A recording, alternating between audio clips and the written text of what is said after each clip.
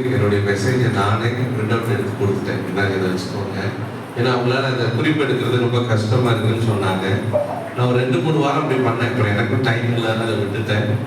So இன்னைக்கு கொடுக்குற செய்தி கூட உங்களுக்கு ஒரு ஜெராக்ஸ் எடுத்து ஐயாட்ட கொடுக்குறேன். நீங்கள் வேணா வாங்கிக்கோங்க. சரிங்களா?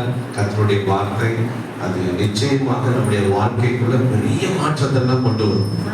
நம்முடைய சொந்தக்காரங்களோ, நம்மகிட்ட இருக்கிற பணங்களோ, நம்ம நண்பர்களோ மாற்றத்தை கொண்டு வருவாங்க. ஒரு சின்ன மாற்றம்.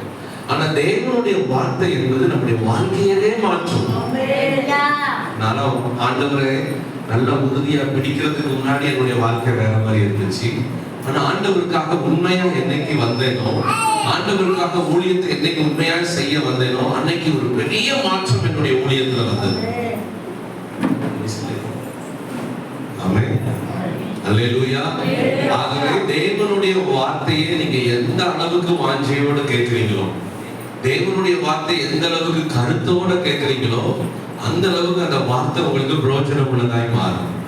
நீங்க ஆனந்தத்தோட கேட்டீங்கன்னா, எதையாவது ஒண்ணு சிந்திச்சுக்கிட்டே கேட்டீங்கன்னா அது பிரயோஜனமா மாறாது. ஏன்னா தேவனுடைய வார்த்தைகள் யார் வாஞ்சியோடு கேட்கிறாங்களோ அது அவங்க வாழ்க்கைக்குள்ள போய் வளம் உள்ளதாய் மாறும்.